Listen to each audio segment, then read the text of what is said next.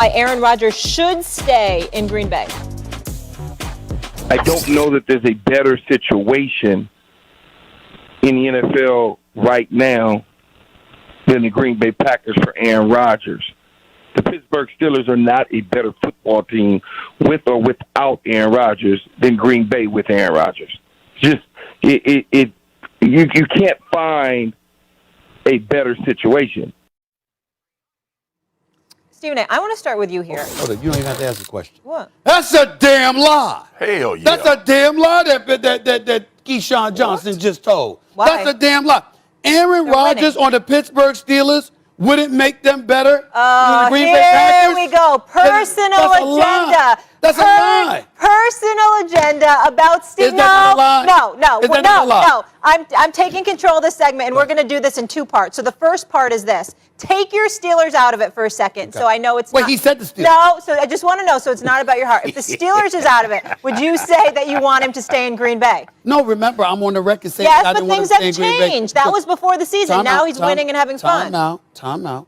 Before the season began, Yeah. I specifically am on the record, call up the tape. I said as long as Aaron Rodgers is on the football field, they're going to win games. This ain't about games. The level of disrespect that they accorded to this man over the previous few years, to me, there's no coming back from that. I get that. I thought maybe you worked past that. No, you don't work past that. He's on a football field. His teammates never gave him any problems. Okay. They weren't the problems. Gutekunst is the problem. He ain't going anywhere. So the point is that, to me, the die has been cast. As far as I'm concerned, Aaron Rodgers knew that he had the potential to win with this team. They were back-to-back NFC Championship games. Yeah. That's not the issue. Who gives a damn that they're winning football games on the field? We knew that was going to happen because Aaron Rodgers is the quarterback. But what I'm saying to you is this. We've seen how suspect Green Bay's defense can be from time to time. You trying to tell me Aaron Rodgers in Pittsburgh with Claypool and Schuster and Deontay Johnson and Ebron and those boys, It'd be I'm saying, too much for me. along with that defense, a healthy TJ Watt, a healthy Bush, Let him get it out, Molly. Let him Are you get it kidding out. me? You trying to tell me Aaron Rodgers in Pittsburgh wouldn't make is it not better situation than Green Bay? It'd be unbearable with Mike if Tomlin, you get your way again. With Mike Tomlin coaching. Insufferable. What do you mean my way again? Because you always get your way. How do I always get my way? You always get your way. What's she My talking about? team What's she stinks. talking about? You always get your way with everything in life. How is that? I don't know Really? what good karma you have from your relatives of the past or whatever. But at what I do, I'm a winner. That's how I get what I want. No, When this you has win, nothing to- when you win, no, you get what you this has want. nothing- That's what happens. No. You win, Aaron and that's how you Rodgers- get your way. Aaron When you Rodgers on the lose, you Steelers- don't. When you lose, you don't. When you win, you do. Can I say a word? Yes. Aaron Rodgers and the Steelers has nothing to do with you winning. Well, you brought me up. Yeah, I didn't bring me No, up. I'm You saying brought me up. you win if it happens. Don't act like you're pulling the strings, puppet master. Listen. I would Matt LaFleur or Mike Tomlin. Come on now. Oh my Come God. on now. Marcus, Come help on me. now. Just Go ahead. help me. I He can't. trying to Come make on now. this happen, Molly. Stephen A. I know. know who he is. Stephen A. know who he All right. is, and he's trying to I plant gotta seeds keep him, right I now gotta keep him today. in check. We ain't letting you do it. Yeah. Because let me tell you Why? something. You scared? If You Aaron Rodgers signed with the Pittsburgh Steelers, you and I are no longer FaceTiming ever. It's all text messages from that day forward. Because I don't want to see your face Right. of how happy Right, you'd be if he went to Pittsburgh. I mean, I could you wouldn't even imagine want to that? look at you. Could you I'll imagine that? block you. I'll block you on social media. If Aaron Rodgers went to the Pittsburgh Steelers, I might actually blush. I'm just trying to tell you, I don't think I blush. You know, people tell me I got beautiful dimples and all this stuff, but I don't think I actually blush. You have I would beautiful actually blush. dimples. I I would can't actually take it blush. I anymore. would actually Molly. blush. Oh, my God. If Aaron Lord Rodgers, help me. that bad man, Molly, ended up in if Pittsburgh. Aaron Rodgers, I if can't. Aaron Rodgers signed with the Pittsburgh Steelers, he gonna come back with a hairline, a six-pack. He gonna have muscles popping out his shoulders, and don't nobody want to see that. Nobody. You know what I'm saying? It's going to be like that. Don't let that brother go to Pittsburgh. It would be a better situation. Keyshawn has lost his damn mind. Aaron Rodgers in Pittsburgh It's a better situation. It would be better than Aaron Rodgers with Green Bay because they got a defense. Into First Take. It's a blessed day here joining you from Southern California sunshine. So happy to be joined with my PIC, Stephen A. Smith. Very cute tie. Good to see you guys. We got Kendrick Perkins here, Marcus Spears. In case you guys didn't know, Boston eliminated its AL East arch rival Sure at Fenway did. Park, advanced to a Division Series matchup with the Tampa Bay Rays. Stephen A., it was win or go home. Your Yanks, they went a packing. Why you rubbing it in? Why you rubbing it in, Molly? I report the news. Why you don't make rubbing it in? You didn't have to sit up there and say it with such glee. With such glee. And Marcus and Kendra, don't be laughing at me either. Look, this is not funny, okay? I mean, it's been a while now. It's been over 12 years since the Yankees have been in the damn World Series. I got a one game, play one game. Well, you got a one game. One. You got a pitch on the mound, 9 years, $324 million. And this brother can't get out of the third inning. Gave up a 2-run shot to Bogus in the first. Gave up a bomb to Schwarber in the third. And oh, by the way, we got Giancarlo Stanton. He sits there and he thinks he hit a home run. Don't get me wrong, he balled, but he thinks he hits a home run over the Green Monster, and he's sitting there posing like he about to be on GQ magazine, and it ends up going for nothing more than a single because it couldn't get over the Green Monster. And then you got some dude, some 60-year-old dude, Phil Nevin, a third base coach. How get it are out. You're down, Get it hold on, out. guys. You're Get it down out. 3-1. You're down 3-1. Okay, I know we got to get in our basketball, but damn it, I got to get this off my chest. You're down 3-1, and you've got literally Aaron Judge is on base. Stanton smacks another shot down the center field. You wave this dude home. He ain't, unless he's not Ricky Henderson or somebody. He's Aaron Judge. He can't run like that. You don't wave him home. You could have pulled within 3-2, or you could have stopped him at third. You could have stopped him at third, and you'd have had runners from second and third. Relax. This isn't good for your blood pressure, okay? Kamate. If only the Yankees had more money to spend, Hey, maybe Molly, you would be able to win a game. Molly. Yes. Maybe if he wasn't on, maybe if he wasn't on the West Coast and he would have went to the damn game, they would have won. Cry me a river, Stephen A. But you gonna be crying all day. Go ahead, Perk. Go ahead. You know, it's even worse. It's the fact that they lost to the Red Sox. Okay, that makes it even worse. And then, you know, hey, Molly, a couple of weeks ago, Stephen A. hit you with something when you were talking about your Yukon Huskies. That's probably how he was looking at the television. You remember this? Wow. Can we move on? I mean, they supposed to be my boy. They supposed to be my boy. This is straight betrayal. That's all right. All right. Y'all gonna pay for this. You know what it is. Y'all gonna pay for this. Y'all gonna all pay for this. You too, Molly. All of y'all gonna pay for this. Can we move on to the basketball? No. Can we move on to basketball? That's all right, fellas. I'm ready. It's all right. It's all Excuse right. me. I actually have more bad news for you, and it's out of New York. So the Brooklyn Nets are still unclear on Kyrie Irving's vaccine intentions and are preparing for the possibility that he's going to miss home games and practices, sources telling ESPN. They're also unsure if he plans to remain unvaccinated, so the Nets could soon be faced with a decision on whether they'll allow him to come and go with the team in and out of New York, or he'll just be sidelined, Stephen A., altogether. Here's the Hall of Famer, Stephen A. No further update.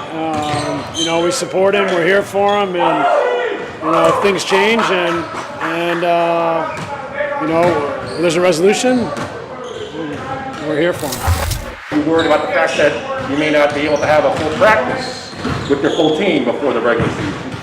You know, I'm not really worrying about anything. We're just trying to work every day. So we came in today, had a great practice. We'll do the same tomorrow, and that's kind of where I leave it. All right, it just got worse. I just spilled Stephen A.'s tea. I'm sorry. I tried to get him Shouldn't have a went to tissue. Cali. I You knocked should be over in- the whole, his special tea with the milk and the sugar all over the floor and on his shoes. Stephen A., I'm sorry. It was an effort to get you tissues. We'll stay focused, though. It's just one of them days. How's this going to play out? I think Kyrie ultimately will end up coming to his senses and get back on the basketball court. He obviously is a smart dude, but you can be so smart that you end up doing dumb things because you just think that you're so much more brilliant than the rest. Yeah. And I definitely think that that's the situation with Kyrie Irving right now. What he is doing, once again, he is a distraction, and I don't give a damn what anybody says. It's inexcusable. The reality is that there's a whole bunch of people out here that are suspicious and skeptical about being vaccinated, but we did it. Why? Because not only is it something that's been mandated for the most part by a lot of employers in this country, but also it appears to be the right thing to do because of the potential to contaminate other people. And obviously, we're dealing with a pandemic. We haven't had to deal with this in our lifetime. The last one that existed was a century ago. We get all of that. Kyrie doesn't appear to care. And in the end, everybody's thinking about him. I'm going to tell you right now, I think that's the wrong thing to do. The focus of all of this needs to be shifted to one Mr. Kevin Durant. He is the face of the Brooklyn Nets franchise. He is the best player on the planet as far as I'm concerned at this particular moment in time. What he wants is what he gets from the Brooklyn Nets. And if it were not for KD, I believe the Brooklyn Nets would be on the phone trying to trade Kyrie. Now, they would have a tough time moving him because Kyrie has given the impressions that he would retire before he accepted a trade. A matter of fact, I think somebody quoted him as saying as such. Obviously, that's not something that he wants to deal with. He doesn't want to deal with a trade. He chose Brooklyn. He got KD to pick Brooklyn, okay? So you got teams that know that he would be reluctant to play ball. As a basketball player, there isn't a team on the planet that wouldn't want him because he's just a spectacular player. But off the basketball court, he is considered a head case. He is considered a bit loose and a bit bizarre, okay? And he's got people in his camp like his dad and others, and I can bring them up because they feel the need to speak up for him from time to time, who are doing nothing but serving the role as enablers at this particular moment in time. And as a result, it's going to come down to KD because here is why. Kevin Durant is a baller. And what I mean by that is this is a brother that showed up to nightclubs with high tops on. This brother he thinks about nothing but hooping. Nothing but hooping. He don't care about nothing but hooping, okay? That's what KD is. And James Harden is that way too. They are hoopers. Kyrie Irving not playing ball with them is a problem. It is up to KD to step in and step up and say, yo, bro, I'm with you. I got your back. I support you 1,000% so long as you on this court with me.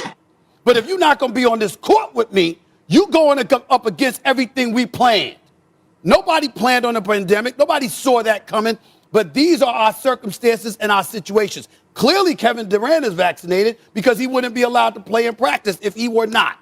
So James Harden, same situation. There's one man that hasn't shown up, and that's Kyrie Irving. And by the way, I hear that he's been in fantastic shape. He came in ready to ball. He looks great. He's been balling throughout the offseason. He's ready to go, so nobody's questioning his love for the game. They just know that that's not the only thing he loves, and he's a bit distracted. It's going to be up to Kevin Durant to either reel him in or give the Brooklyn Nets the okay to move on from him. That is officially where the focus should lie, Kendrick and Marcus, because the bottom line is you certainly can't just rely on Kyrie because of all the important things that are on his mind outside of what he gets paid to do and get paid $35 million this season to do it, okay? This dude's got other things on his mind, and a lot of people say, hey, we know how spectacular he is, but we can't trust where his head is right now. This is what the situation is, Kendrick Perkins. You know what? Listening to Steve Nash talk in that interview, he looked frustrated. And I would be frustrated as well because, listen, the Brooklyn Nets actually was thinking and considering about changing their practice location to accommodate Kyrie Irving. And Steve Nash was basically said, no, we're not doing that. It's not fair to the other 14 guys in the locker room. That's one thing. Now, look, here's the problem, the main problem that I have with Kyrie Irving. You know, Kevin Durant, this supposed to be your homie. This supposed to be your partner. Kevin Durant goes to war and have Kyrie back, whether Kyrie is right or wrong. All the time he support Kyrie and tells us, hey, that's Kyrie's decision, or he's a man. Kyrie is going to be all right. Kevin Durant has had his back 100%. And now Kyrie is messing up the whole game plan for the Brooklyn Nets. Because the whole plan was for all three of them to be signed under contract extensions going into this season. Kevin Durant has signed his contract extension. Kyrie Irving was supposed to be next. But now Kyrie Irving, since he don't want to get vaccinated and he still need to do his research, he's holding up the whole process because James Harden was then supposed to sign right after him. But now what do we hear James Harden saying? We hear James Harden saying, hey, I never experienced free agency. I might want to do it for the first time. Now, look, granted, he still has time. He still has a deadline, James Harden do, to sign a contract extension. But if he don't, then I feel like KD needs to make a decision. Hey, look, Kyrie, look, what are you going to do? What are you going to do? Because I have this brother in James Harden, who's also a hell of a basketball player, who also that I could possibly lose in free agency because James Harden might be sitting back saying, let me evaluate this situation. Let me evaluate and see what's going on with Kyrie and how they're going to handle him, or if KD is going to actually step up. Like you said, Stephen A, and say, hey, bro, look, I done had your back long enough. You done told us as an organization, you done told us that you were going to get vaccinated and you didn't miss your appointment. You didn't miss your appointment. You had an appointment set up and you missed it. So what are you going to do, bro? Like, what are you going to do? And I think at some point in time, Kyrie is going to rub KD the wrong way, and KD is going to get frustrated, and KD is going to push him and make him make a decision. But ultimately, this comes down to, what does Kevin Durant want? He want to continue to be friends with Kyrie Irving, hold him accountable, or he gonna say, you know what? I got James Harden, this other killer on the side of me. Kyrie, if you don't want to get down with the program, we move forward. Kendrick, let's hear from Marcus. Go ahead, Marcus. Listen, man, I both of y'all make logical points, but Kyrie a grown-ass man, all right? And I understand what the sentiment is about what KD should be doing or what James Harden should be doing, but we all men in this league, man. And the bottom line is Kyrie is not going accordingly to what the plan was. So I agree with y'all on that stance, but I'm not putting this on KD's plate. I ain't putting this on James Harden's plate. Kyrie Irving been making irrational decisions. I hit Big Perk up sometimes and be like, man, what the hell Kyrie thinking? What he doing? Right? It's irrational. And y'all asking two other dudes to come and be responsible for what another grown man doing. And I disagree with that. I get the understanding of the plan and what they wanted to do in Brooklyn and how much KD may have an impact on who Kyrie is and the decision-making process that Kyrie is going through. But these dudes they are individuals trying to come together to make something happen on the basketball court. We are talking about a totally different situation, and I get it. Trust me, this is not for me to argue with both of y'all. This is not for me to disagree with both of y'all. But at some point, man, like we all play sports. Stephen A, you played sports, you had teammates. Perk, you played sports, you had teammates. Man, at some point, it's deaf ears, bro. Like, I'm sure KD done had this conversation. I'm sure that the brass at Brooklyn done had the conversation. The bottom line is Kyrie Irving has been doing irrational things. He's been making decisions. I've watched you and Perk, Stephen A, talk about Kyrie Irving decision-making and things that he was doing throughout his career before the pandemic. So I'm not laying this on KD's plate. I'm not laying this on James Harden's plate. Yeah. Swagoo, here's the problem. You have no choice. And here's what I mean by this. It's KD's team. And the Brooklyn Nets can't make a move without consulting with KD because he's that franchise and he's that important to them. And he's so tight with Kyrie, that Brooklyn would be highly reluctant to do anything. What I'm saying and what KP is saying is, it's a different day. At some point in time, you can't hold the Brooklyn Nets hostage as an organization. No doubt. To your will if you're KD because you're being protective of Kyrie, a brother that's got so much different stuff on his mind that he ain't there for you as of yet. Now, the games haven't been played. Regular season hasn't started. Stephen A, hold on. I get the cachet and the relationship of KD and how KD could talk to him, etc. But what about money? I don't care how much money someone makes. He could miss $380,000 per home game. You think the man's just going to walk away from that? I don't think so, Molly. But I tell you, Molly, you can't predict anything with Kyrie. A lot of people. I mean, that's mega money. Listen, Kendrick Perkins will tell you this. First of all, Kyrie has already made over 100. Doesn't matter. You make more money and the bills get bigger. Molly, you're not Kyrie. We're talking about Kyrie. We ain't talking about Molly now. Yeah. We ain't talking about me. We ain't talking about KP. We ain't talking about Marcus. We ain't talking about a lot of people. We talking about Kyrie. And he is considered a bit touched, dare I say, a bit bizarre. And as a result, he is the kind of person, KP, tell me if I'm wrong, he is considered the kind of person that has the potential to walk away from $35 million. Now, I don't believe it. I believe ultimately he'll give in. But would he lose a couple of million along the way to make his point? Is he that kind of dude? Yes. Yes. I didn't say it was right. But that's him. Yes, but man, Brooklyn, Bobby Marks, KD, Steve Nash, all of these dudes, just the point that's been made. Kyrie knows what's at stake. Like, I get it that he irrational, but let's not give Kyrie Irving a pass on his responsibility and start bringing other people. Look, if KD is telling the Brooklyn Nets, hey, don't let Kyrie go. Kyrie going through something, don't let him go. At some point, the Brooklyn Nets brass and ownership has to say, listen, he's not going to be available. Kevin Durant, if he continues on this path, regardless of if you want him on this basketball team, he won't be available. They know that, Marcus, but they're so tight with each other. The Brooklyn Nets know that's a conversation they have to have, but in the same breath, they're reluctant to have it because KD has shown unwavering support for his brother. Go ahead, KP.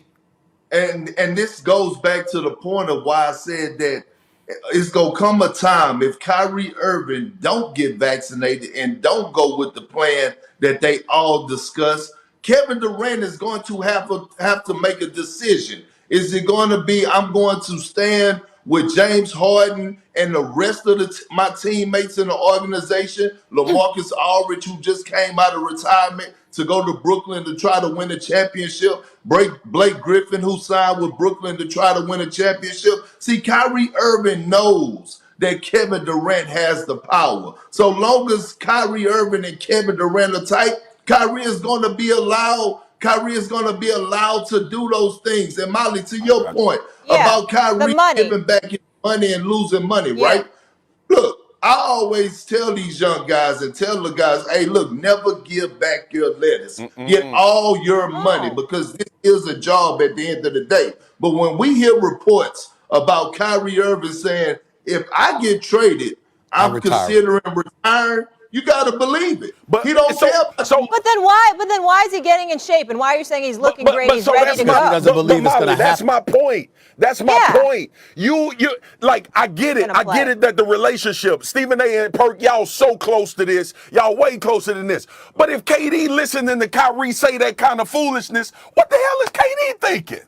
Which is why we said KD. Which is exactly why we said KD. But he's got to step up. All right. I got you. All right, we're out of time on this. Obviously, we'll continue to cover it. Marcus, we owe some congratulations to Stephen A. Smith and Kendrick Perkins. I'm a loyal and longtime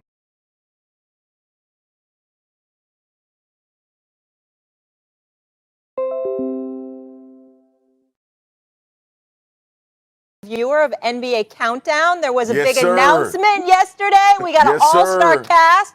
Stephen A., Greeny, Jalen, Wilbon, Magic, and Kendrick Perkins. You're going to be on the Wednesday crew. Kendrick also going to be on NBA Today, a new show hosted by Malika Andrews. It's okay. Your Yankees lost in Brooklyn going through hell. It's okay. Smile. Well, listen. I just want to say I'm very, very happy for my man Kendrick Perkins. He's done a fabulous job covering the NBA for us. I'm very, very proud of him. TV. You know the Countdown crew that's coming that was announced yesterday. It's been a long time coming. We know what that crew's gonna do, and we damn sure know what I'm gonna do. I can't wait to watch. I unleash on first take. It ain't nothing compared to what's coming.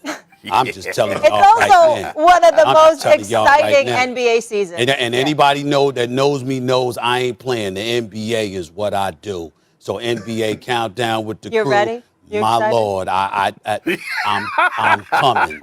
That's all I'm gonna say. Okay. I'm coming. Buckle up. There you go. He coming, That countdown team debuts Friday, October 22nd. Buckle up, get your popcorn ready, use whatever damn phrase you want to use. I'm coming. I'm locked That's all I'm gonna say. I'm locked in. All right. That's all I'm gonna say. Well, all I'm going to say is No. congratulations and looking Thank forward you. to it for both of you. Yeah. Let's, in the words of Kendrick Perkins, let's carry on. Coming up on First Take, the one and only CP3 joins the show. Will the Suns get back to the finals? He joins us live for...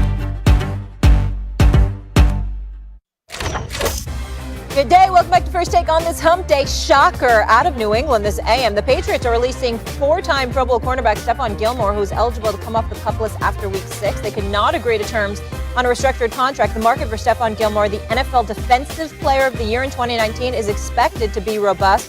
The 31-year-old Gilmore should be recovered from his quad injury in the coming weeks. Marcus Spears, talk to me.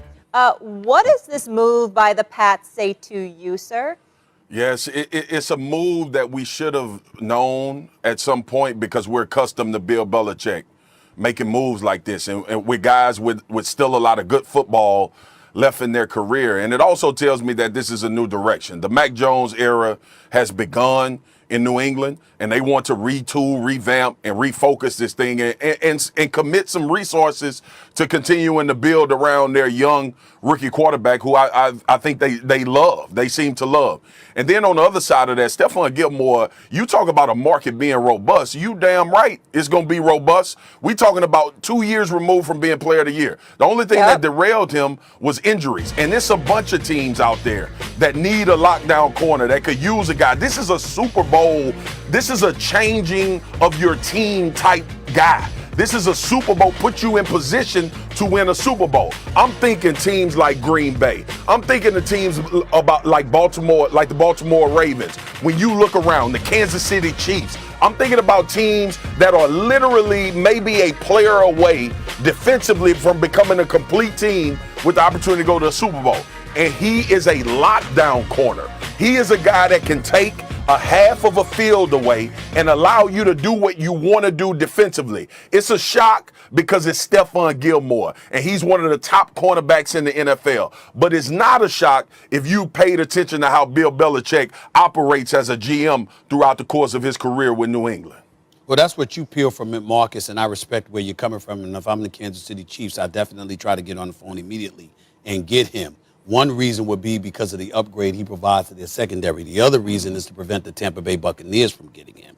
Because if I'm Stephon Gilmore, and we have to pay attention to this, there are people that are just, for first it was Brady that left, and then Gronk followed, and then Stephon Gilmore follows, then it really highlights the level of, I'd want to say, just disgust with Bill Belichick. Because if Stephon Gilmore ends up going to Tampa Bay, for example, if they pick him up and he ends up landing there, let's face reality, it ain't just to win a Super Bowl. It's to also give a dig at his former coach in New England who just cut him, and that's Bill Belichick. And that's what we've got to pay attention to here, because at some point in time, Bill Belichick, for all of his greatness, and it's undeniable greatness, let's be clear about that, the man is phenomenal, and we all know that. But at some point in time, it ain't just about your ability. You can't pull it off if guys don't go out there and execute for you. And when you want to treat everybody damn near like they're cattle, for crying out loud, or at least like they're just nobody, but somebody to do your bidding and that's it, and then you shove them aside like yesterday's trash, that's a problem.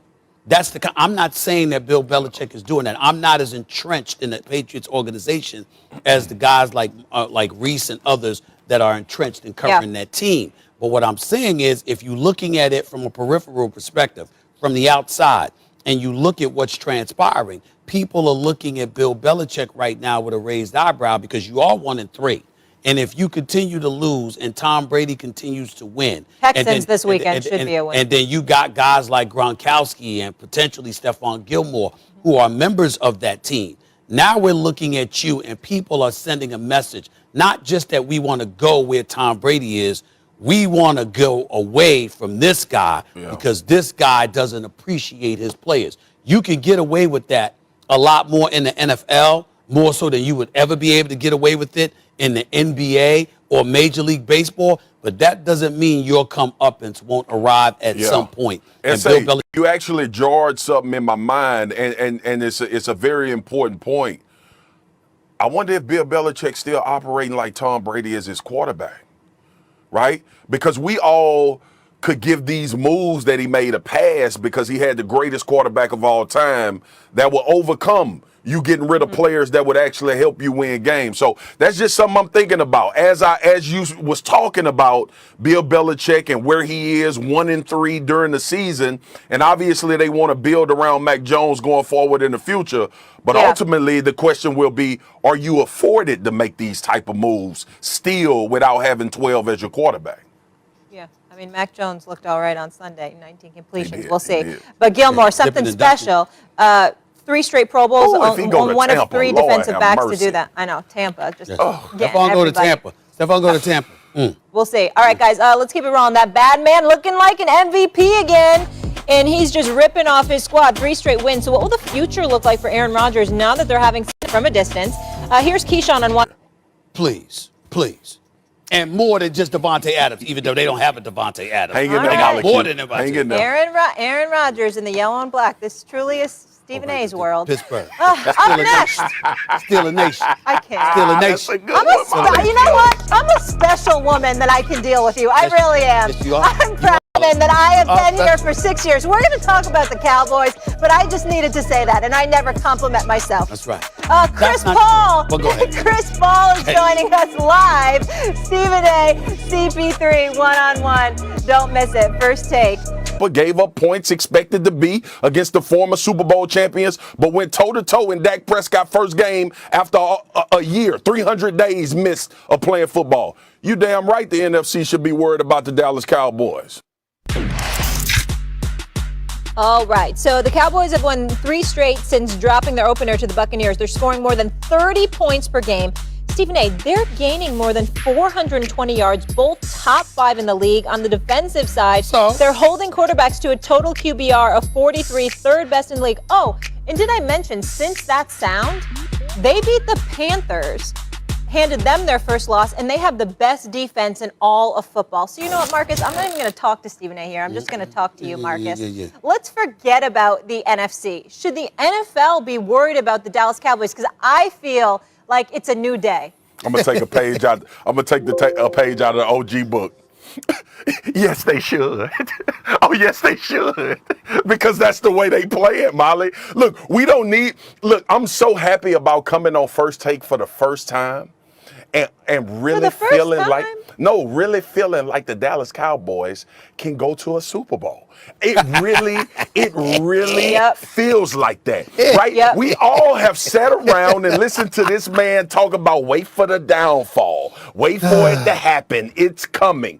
Based on what we've seen now, they are playing as well as any team in the NFL on both sides of the ball. They are playing so good offensively that no one that I can find anymore thinks that the Cowboys are not Super Bowl contenders. I haven't talked to one person, my colleagues, Dan Orlovsky, Ryan Clark, Mina Kimes, Laura Rutledge, Jeff Saturday, Dominique Foxworth, Keyshawn. No one, I can't find anyone to tell me that the Cowboys are not legit Super Bowl contenders. And you know why? Because they are.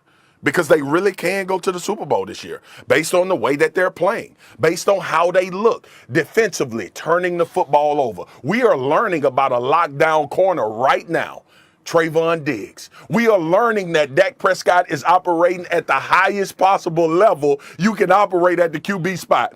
We see this offensive line moving people. Oh, and by the way, Molly, bring Molly up. Let me see Molly. Yeah, Molly, I'm here. Wasn't we sitting here a couple of weeks ago and people was talking about Zeke Elliott wasn't good no more? Wasn't that like the talk of the time? We weren't. Honestly, I was asking the question. I'm like, is Pollard now the guy? Is he going to get more carries? Is Zeke done? What's the deal? And I had to sit here and tell everybody settle down. Zeke will be fine. You will start to see these type of games of 143 and a touchdown start to come to fruition. So listen. You spoke it into existence, Marcus. For the first time ever since I've been at ESPN covering the NFL, I can legitimately sit in this seat with the right type of emotion, with the right type of energy, and say the Dallas Cowboys are legit Super Bowl contenders. And it would not shock anyone if they made it. The floor is yours, sir. I don't care that they're Super Bowl contenders. So long as they sitting at home when it counts, which I suspect they'll do. I will be in LA. You all will be in LA. They won't. I can assure you that. This is what it is. I don't know. And let me take some swipes, okay? Because he brought a hit list of people who show up every week to annoy me. Yeah. All right. First of all, let me tell you something right now. Everybody knows their football, no doubt about it. Very, very proud to have everybody on. Let me bring up some names. Ryan Clark, Mr. Steeler, who became. He'll be here on Friday. Hold on. Don't interrupt the soliloquy right now because it's very important, Molly. Okay, because go I'm ahead. getting everybody here. Okay. Yep, go. So we got Ryan Clark, right? He's the Steeler that somehow became a member of the Redskins before they gave up their name, and now they're a team with no name, okay? So we got that going on. He brought up Mina Kimes, Miss Seattle Seahawk, but we couldn't find her for a couple of weeks. APB out for her when Russell Wilson was struggling, okay? He brought up Dan Orlovsky, all right, who gets quiet every time we bring up the Detroit Lions or has to lean on Molly because of that Detroit love. Let's come together. Detroit, stand up. Detroit, as my brother, God rest his soul, the one and only Stuart Scott used to call Detroit. You bring up all of these names, okay? I don't give a damn who is supportive of the Dallas Cowboys and their legitimacy. Their offense is high-powered. I understand that. I will remind everybody their defense is ranked like 16th. I will remind everybody their defense is ranked like second to last against the pass. Y'all can sit up there and bloviate all y'all want to about the Dallas Cowboys. Let me remind you also that the NFC Conference, who do we have that they got to be worried about? The Green Bay Packers. I think that we got somebody there for Green Bay that they need to be concerned about. So we got that going on, right? So we throw that out the way, right? The reigning, defending Super Bowl champions. I think we got them to worry about, right? How about the entire damn NFC West? I'm talking about San Francisco, Seattle, LA, and Arizona. All four of them are teams to be worried about. So when I look at the Dallas Cowboys, I see everybody sticking out their chest. I see expectations heightening. And this is what I keep telling y'all. Yes, it's just Wade and all of that other stuff. That's true. But this is the part that y'all ignore about what I say to you consistently, Marcus Spears. Some people are allergic to prosperity.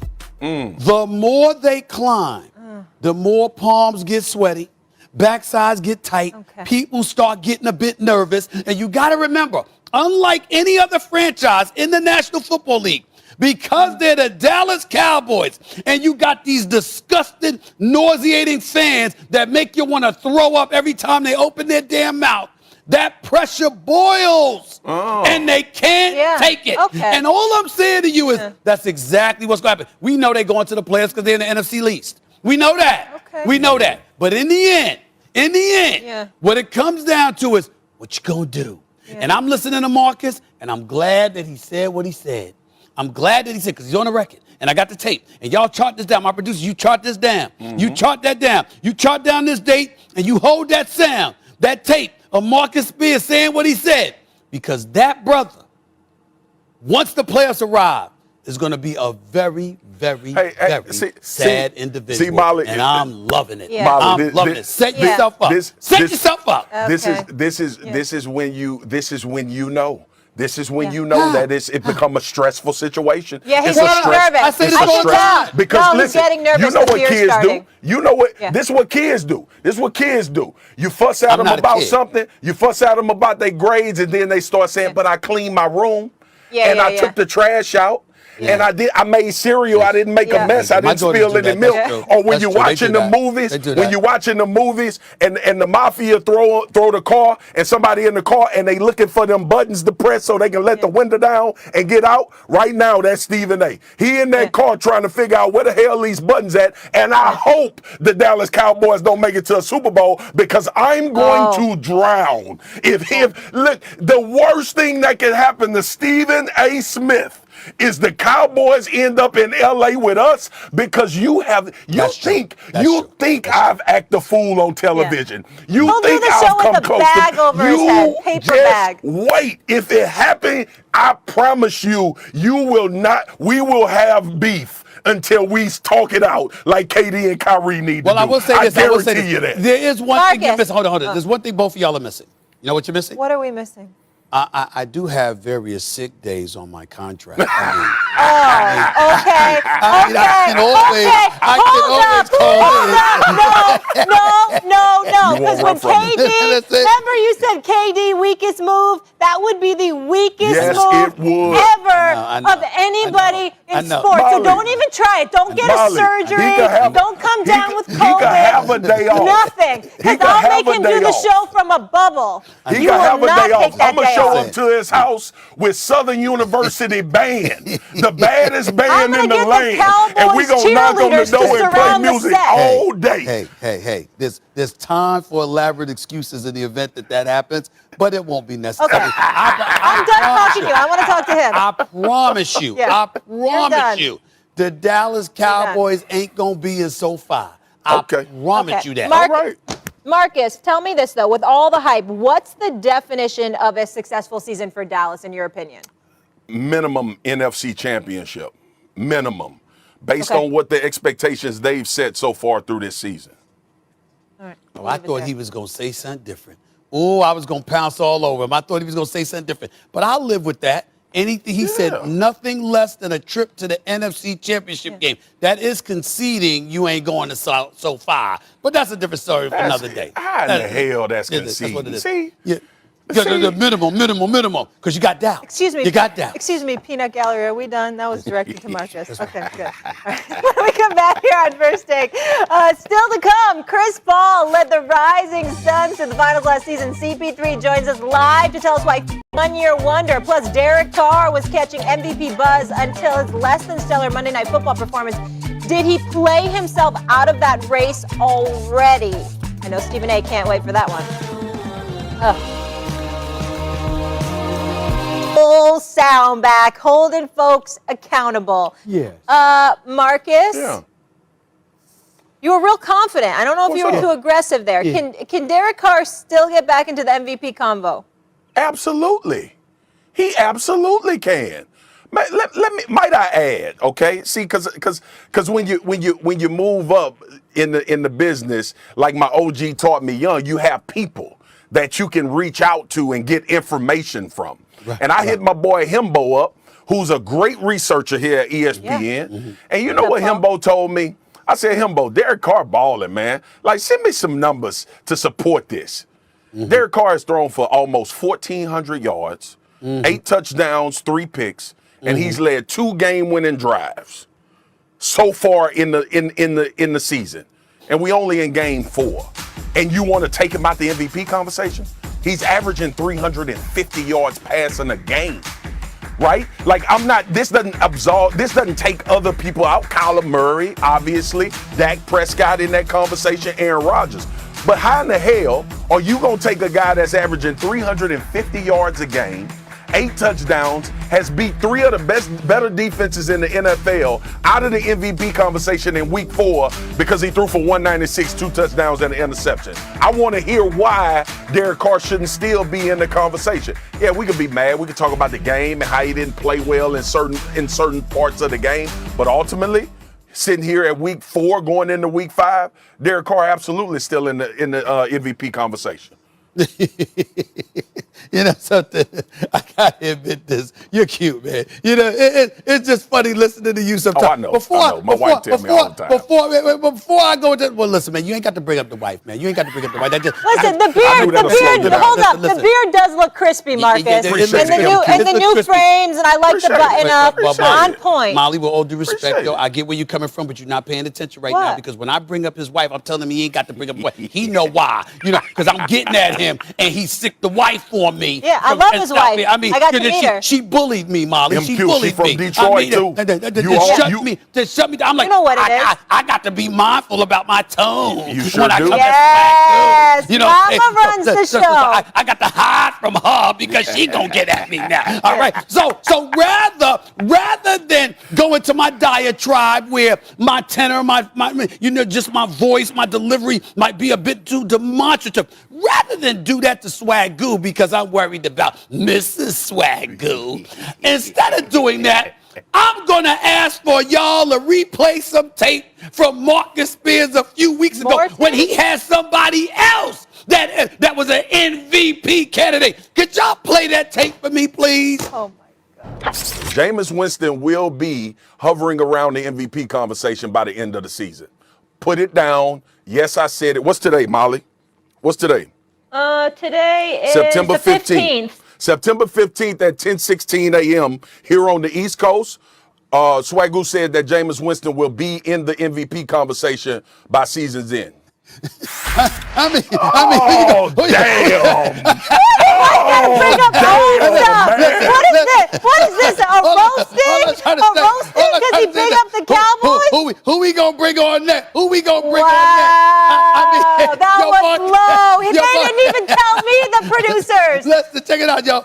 Yo, Marcus, rhetorical questions here. Who's gonna be your next MVP candidate? Taylor Heineke? I mean, who's it gonna be? I mean, who's next, Marcus? Is it gonna be Taylor Heineke, Kirk Cousins, Ben Roethlisberger? I mean, Baker Mayfield. Who the hell else is like gonna you be? say, Mac like- Jones? hey, like you say, the list is Jacoby fluid. Brissett. The list is fluid, The right? list is fluid. Listen. I got a new name for you. All right? I mean, it's Swagoo Claus. Show me that, please. I mean, this dude did that. Look at it right there. Look at that man right there. I mean, just give it out. Just give it. Look at it. Swagoo Claus. That's what I'm calling it from now on. I mean, this brother just giving out MVP candidacies to everybody. Everybody. I mean, hell, give it a little bit more time. Give it a little more time, and I will be an MVP candidate that Marcus Spears mentioned. I mean, give me a break. Listen, Derek Carr, and by the way, Marcus, because remember, I want to make sure my tone is cool because Mrs. Swagoo is watching. You know, Marcus, did you see the Monday Night Football game? Because, see, I was here. I was at SoFi. I was in a beautiful, beautiful suite, courtesy of the Chargers. Thank you very much for your first-class hospitality. I had a beautiful, beautiful time. Marcus Spears, did you see the post game after they shellacked the Las Vegas Raiders, after they beat up Derek Carr, sacked him 4 times, had him tap dancing in the pocket like the late great Gregory Hines? God rest his soul. Did you see Joey Bosa speak after the game? Let me read the quote. Let me read the quote to you about Derek Carr. We knew once we hit him a few times, he really gets shook. And you saw on that Cat Covington sack, he was pretty much curling into a ball before we even got back there. Great dude, great player. But we know once you get pressure on him, he kind of shuts down. Oh, man. That's your MVP candidate. Now, we know Derek Carr can play. We know he's not a scrub, and he really, really is a very nice guy. He really, really is, okay? Okay? But an MVP candidate, I mean, Swagoo Claus is your new name. Swagoo Claus. Show that picture again, y'all. Show that picture again. Thanks for the bulletin board material. They know. Stephon Urkel.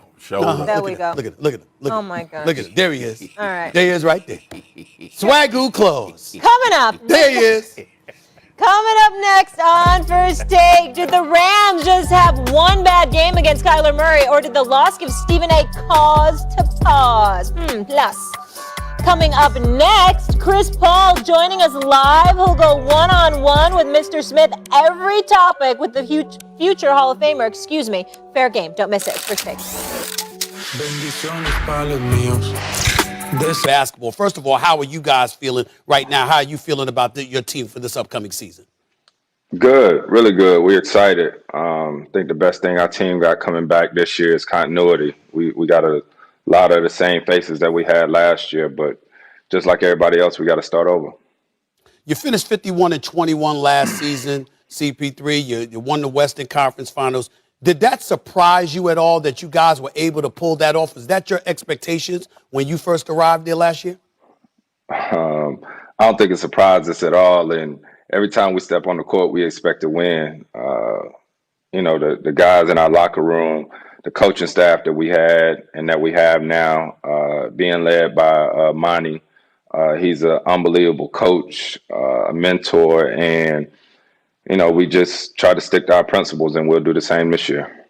Y'all lost in the finals. Y'all were up 2-0 and ended up losing to the finals. As you reflect on what transpired in that NBA finals that led to y'all defeat, what do you really, really focus on? What do you peel from that experience? How did it happen?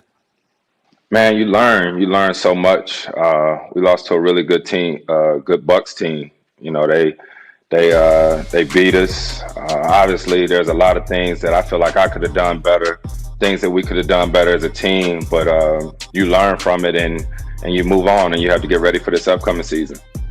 You know, DeAndre Ayton is a big-time player. He really showed a lot of promise and development as the season progressed last year. I thought he really had a good playoff. Then obviously he ran into a little something different in Giannis Antetokounmpo and the Milwaukee Bucks in the NBA Finals. Now he sits here and he's making news because there seems to be a stall in contract talks or what have you. How concerned are you that this is a guy that's not going to be a part of the long-term plans for the Phoenix Suns in the future? I can't imagine that's going to be the case, but how concerned are you about that? I'm not concerned. That's the business of the game. You know, those contract talks happen as players, agents, all that stuff. We got Mikal Bridges, another guy who's a big part of our team. So, you know, hopefully that stuff will take care of itself so we can get back to playing and, you know, doing what we do. As you reflect on your career, particularly over the last 2 seasons, I remember a couple of seasons ago, people looked at you and they wondered how much you had left. Yet you arrive in Phoenix after being an all-star in Oklahoma City the previous year. You arrive in Phoenix. You play lights out. You're an all-star again. You average 16-9 on the season, and you lead this team to the NBA Finals. What did last year say to you? I know what it said to everybody else in the basketball universe about you and how extraordinary you are as a point guard. What did it say to you about yourself at this point in time in your career? Man, I think it just told me to keep working. I think over the years, I'm so blessed to be going into my 17th season, but it's about the work. It's about putting the work in and day out and being grateful for the opportunity. But yeah, that was it. You know, it's never been about anything else but the work. You know, this is a kid's game that we get a chance to take care of our families playing, and I'm going to continue to do that and try to do it at a high level. You constantly preach that message all the time, but it's not just about you. You say that message for a lot of people out there, for people who don't know you. A lot of times you play the role of a mentor to a lot of people. A lot of cats call you up, they listen to you, they get your guidance and your tutelage and what have you. Do you feel that it's important now more than ever to disseminate that kind of message about it being about the work? And if so, why do you feel at this particular moment in time that it's important to send that kind of message? Yeah, it's funny you say that. It's always been about the work. And for me,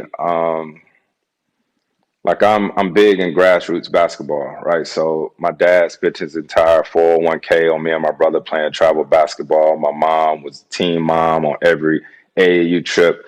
And so the fact that we have our own program and I have the opportunity to see kids who use this game to change their lives, right? So I think for me, it's just always that, is if I know something, if I got any piece of knowledge that'll help the next guy, help the next young lady, whoever it may be, then I can't help but to share it.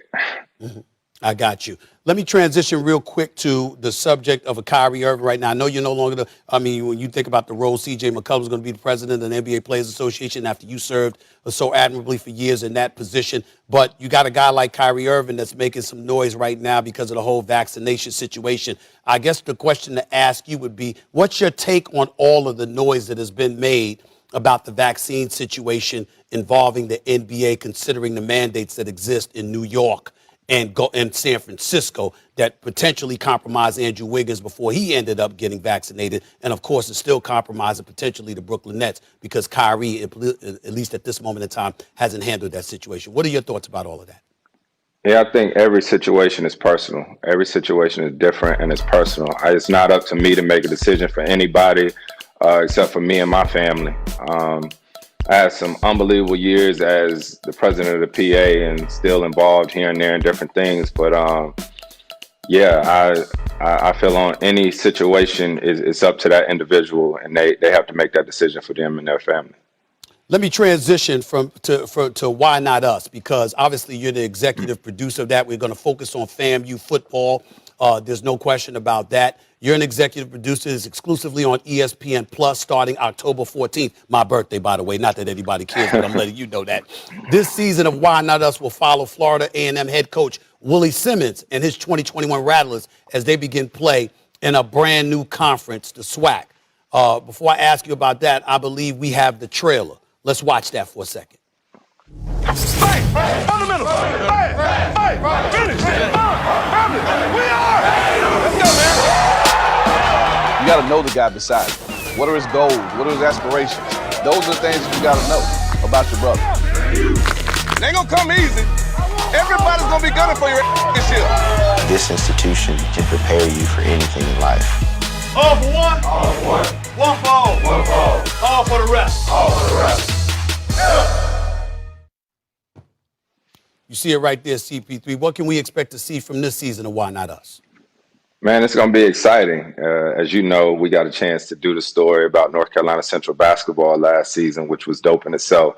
But this is different. I mean, I grew up playing football. A lot of people don't know, but I played varsity football instead of varsity basketball for 2 years in high school.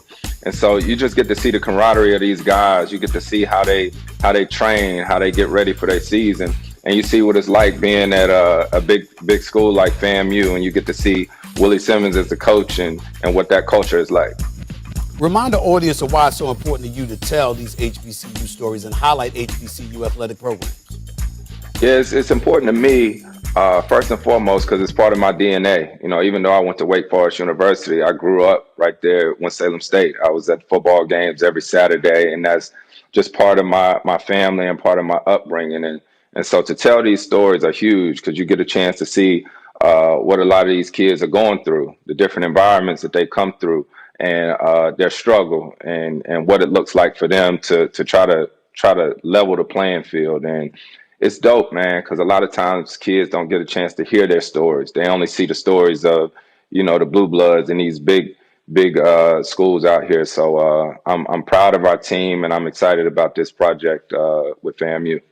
I want to get into something else you're doing, because in addition to your Why Not Us efforts, you're also hosting the Chris Paul HBCU tip-off this November. That's featuring 4 historically black colleges and universities, of course. Tell us a bit about this event and how it came together. Yeah, man, we another showcase. You know, we want to get the eyeballs on these different schools, these programs. So bringing it out here in partnership with the Naismith Hall of Fame, it's going to be exciting. We're playing it here at the Footprint Center. We got West Virginia State, Morehouse, Virginia Union, and of course, Winston-Salem State University. So I'm excited about that. It's a 2-day tournament. Listen, you going to school at my alma mater, man. Listen, I can't thank you enough for all that you've done for HBCUs. It's near and dear to my heart, as you well know. But no matter what efforts I put into it, it's nothing compared to all the great stuff that you've been doing. So I wanted to thank you for that. But before I let you get on out of here, what's the Phoenix Suns going to do this year? What's the Phoenix Suns going to do this year, considering the fact that the Lakers are loaded, Utah, Denver, Dallas, teams like that are still in the conference. But, of course, the story is the Lakers because of all the horses that they've got, including 2 of your best friends in LeBron James and Carmelo Anthony. Your thoughts real quick about what y'all going to do this season against those guys. Anybody else you want to name? Any other team? You know what I mean? It's just funny, man. I've been in the West my entire career. 17 years in the West. It ain't never been easy. You know what I mean? So you take it game by game. Every team in the West, they feel like they got a chance going into the season, and I feel like the West is going to be just as tough this year as it's been any other year. My man. Tonight, Game 4 in the best-of-5 WNBA playoff semifinals. Suns tie with Chicago up 2-1 on top-seeded Connecticut at 8 Eastern, 7 Central. Then Aces Mercury with the Phoenix up 2-1 on second-seeded Vegas. Both games on ESPN and always on the app. It was all good just a week ago. This time last week, the Rams riding high, coming off a victory over Tom Brady and those Bucks. And on Sunday, they ran into Kyler Murray, the league's #1 offense, who made their case to be the favorites in the NFC. So yesterday, Stephen A. released his little A-list, Marcus. You weren't here. His top 5 teams after week 4, Marcus, I need you to pay attention to this. Checking in at the top, it was the undefeated team, the Cardinals, right in front of the Cowboys. Arizona took care of the Rams on Sunday, and now Los Angeles was nowhere to be found. But Marcus, the week before, he had LA #1, right? And then the next week, they don't even make the list. Well, that's what happens when you get beat down. Fluid. It's fluid. It's fluid. It's fluid. Why is fluid like this? Fluid. Why is fluid this? I know. That's it. I won't comment. I just like doing it like this. Why is fluid a Coke bottle? Let's stay focused. Yo, Marcus, check this out. It's similar to the late great, Mr. Witherspoon. God rest his soul. When he was in there, coordinate, boomerang. You got to coordinate. You got to coordinate. Okay. You ain't got to worry about catching a dog. You got to worry about a dog catching you. Hey, Marcus, bam! Lord help me. Well, Marcus, as you can see, this man to my right is a prisoner of the moment. Yeah. So please tell me this. You agree with me, right? We're overreacting to the Rams' one loss. 100%. And we're not giving Thank obviously he giving the Cardinals credit with having them number one, but the Rams are fine. These things happen. His fifth place team, Molly, might I add, lost 38-3 to the New Orleans Saints in week 1. Yeah, he's a mess. So the Rams drop out of the top 5 because they lost to your number 1 overall team. Put the damn list away. Don't tell me nothing about fluid. The list horrible. Your own logic ain't making sense. Your own logic. Molly, listen, I don't even have to argue this list because he know. This is. How do you contradict your own self? Do you want me to answer the question? Go ahead. You want me to answer the question? You want me to answer the question? Please First of all, I think a couple of segments ago I showed you ain't got no business talking about somebody's logic. I think I showed that. I think I proved that. I think I proved that. Mr. Welcome to the crazy house. Welcome to the crazy house. Because you in there with me. I think I proved that, okay? Now, first of all, I wouldn't be there with you because they probably had me in a Grinch outfit. That's number one. But let's get that out the way, okay? Here's the deal, Marcus. Here's the deal. It's really not just about the list being fluid, Molly. It's not just about the list being fluid. Oh, my God, please, okay? the shape. It's also about this, Marcus. Let's look at the teams I put up there. You just finished raving about the Cowboys, right? Yep. Arizona blew them out, right? Okay, who else did I have up there? I'm talking about the Packers at number 5. We've seen what they've done since they lost that opening day game, and we see how Aaron Rodgers has looked. And when Aaron Rodgers is looking like that, he's on course to probably win another MVP, and Lord knows get another trip to the NFC Championship game, okay? I got the Buffalo Bills up there, right? Yep. We see how they've been rolling, and again, the Chargers. So it's not really about disrespecting the Rams and acting like, oh, my goodness, this season is over and all of this other stuff. I'm just talking about based on how you look this last week and where we're looking at in the power rankings right now. Yeah. We saw the Chargers put everybody on notice with how they manhandled the Raiders. Yeah. We saw a Charger squad that might be arguably the most well-balanced team in the National Football League with a second-year quarterback, okay? So all I'm saying is it's not about digging at the Los Angeles Rams. It's about pointing out right now, based on how these cats look following week 4, how are we going to summarily dismiss those other teams, and how are we going to keep the Rams elevated after they got pretty much punked on Sunday on their home turf at SoFi? What's the problem? Molly. Yeah. I love when he fighting. I love when he fighting for air. I love when he fighting for air. Exactly. It makes so much. It make me Ball so control. damn happy. Dominate the segment. Hey, America. That number 5 pick is about his affinity for Aaron Rodgers. It don't have a Green Bay damn not a thing top to 5 do. team in the NFL right It now? don't have a damn No. Time out, Marcus. Time out, Marcus. Time out right now. You argued earlier this show, Stephen A. Smith, how Aaron Rodgers should get out of Green Bay. Their defense is suspect. Come to the Steelers. We have a real defense. You murdered them, and now you're going to try to act like they're that deal? Excuse me. Get out of here. Goodbye. Excuse me. Do we have that tape? Because that just Oh, happened like an hour we need ago. that tape. I just said it. But be clear. They got Aaron Rodgers. And Oh, because there they you got go. Aaron Rodgers, It's coming out. New York accent. It's coming out now. They got Aaron Rodgers. Now, From Brooklyn. Swagoo, I would advise you. You know how I can be. I know. Don't encourage Molly because we got tape on her too. Come on, Swagoo. Uh-oh. We got tape on Molly now. Bring the Remember when tape. she got Molly, an attitude? Remember when she got Bring an the attitude to tape. sit up out of her chair going to see Purdue? I'm not scared. Don't get me started. I got nothing to hide. Marcus, she don't want to mess with me. I'm good. She don't want to mess with I'm me, good. Marcus. I sleep well. Don't trust me. She don't want to mess with me. Hey, You know come what with all that evidence? Hey, Molly, I ain't gonna let him do it. You know what's disappointing? You know Yeah. what's disappointing? Talk all to right? me. The man himself, my mentor in this business in a lot of ways, my mentor. A little scary. The guy but yeah. the guy that has given me so much advice about be yourself, do the things that you want to do, enjoy being on television, is blinded by Aaron Rodgers. Is. The Stephen A. Smith is blinded by Aaron enough to make him take the Rams, who lost to his #1 team. All right, see, that's when you go back to being Urkel right there. Yeah, when you that's take about them to be off a and put your meme. little chain on, Hey, that's when you gonna step live on that and one kill. Marcus, Marcus, I was with Urkel Monday night. Were you? Oh my Your God. twin brother? We went Your to twin Sweet. brother? We went to Family matters? Urkel, family matters? Yes. Oh my He was God. there. Did you ask him how, It was did you good to ask him see how man. Laura was? It was good to see him, man. Yeah. He's Wasn't looking that her good, name, taking Laura, care on of the himself, show? man. He's a good brother, man. We were in the same suite.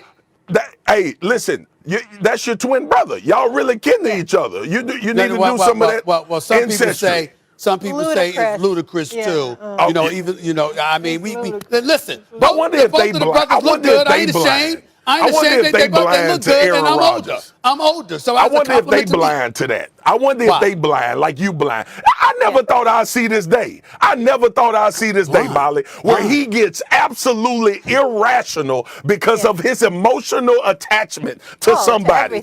He know damn well. Aaron Rodgers? Have you not seen Aaron Rodgers? Let me tell you something. You know damn well throughout the first 5 weeks of this season that the Rams have played better than the Green Bay Packers, Stephen A. Smith. Not this past week? What's their record? What's the record right now?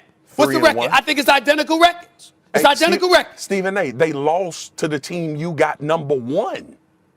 I understand that. All right, Marcus. They got blown out. Marcus, what's the There's a difference. Hold on. Okay. And Aaron Donald and Jalen Ramsey ain't gonna let that happen again. I believe in no brothers. But Matthew Stafford in that offense got punked. Okay, can I talk some real football now? Sure. Marcus. We are talking real football. How dare you? Well, there's kind of a statute of limitations for how much one can compliment oneself in a show during a soliloquy. I'm staying focused, though. For you, Sam Tanucci, our producer. Marcus, how high is the ceiling for the Packers? It's very high. Listen, Aaron Rodgers is there. I agree. But ultimately, when you look at this team in a whole, they have some flaws and some deficiencies, and they may very well be out their best cornerback, who is very important to what they do from a defensive standpoint. So, listen, we all got a clear-eye view, I hope. These are for fashion, by the way. He probably need them to see. I do. And, I need them. And Molly, I know you need them, but you make them look good. You make them look good. Molly fly. Molly fly. We all know that. Anyway, we all know Molly on another level. But that don't mean I'm losing. What? The bottom line is this, Molly Q. Green Bay is a good football team. But in comparison to what we see in the NFC right now, with Arizona, with Dallas, and consistently with the Rams, I would have those 3 teams ahead of them. Same page. First of all, it's Molly QR, not Molly Q. That's number one. My bad. And number Molly two. QR. And number two. It doesn't roll off the tongue. That's why. And number two. Marcus, you talking about I probably need these. Could you remind the world how old you are, sir? I'm 38 years old, sir. Come see me when you 53. Wait, are you about to compliment yourself again? Yeah, that's what he's doing. Do you have any idea? Molly, let me help him. What kind of glasses are they? Hey, Stephen A., what kind of glasses are they? What kind of glasses are they? Those are Cartier. Yeah. You can't hide it. You can't Marcus, we need a clock counting all the times in a show Stephen A. compliments himself. Like a little ticker. I mean, we need a tracker. We need a tracker of that. A brother in his 50s with a receded hairline and still looking this damn good. I mean, damn. I mean, damn. It's not even fair, Stephen A. That's what LA do to you. Right. Molly, you must. Right. And Molly, the bank account's growing. It's not even fair. You Don't must hurt have put him. Stephen You A. must have put him on them plier bowls, and you must have put him on some of them the avocado and the green juice. See, that's what happened when you go to L.A. Hey, everybody! I want everybody to understand what happens when you go out there on the West Coast. See, Stephen A. He is one of those people with the kind of bank account where you just transition to the West Coast when they get cold over here. It's under 40 degrees. I'm gonna go to Cali for the rest of the year. I'll be back. Can we end this segment by me acknowledging something very sad on 2 points? What? Number one, I did make sure to negotiate to be bi-coastal because I was tired of cold weather. That's number one. And number two, I don't blame you for that. I did drink some avocado juice this morning. I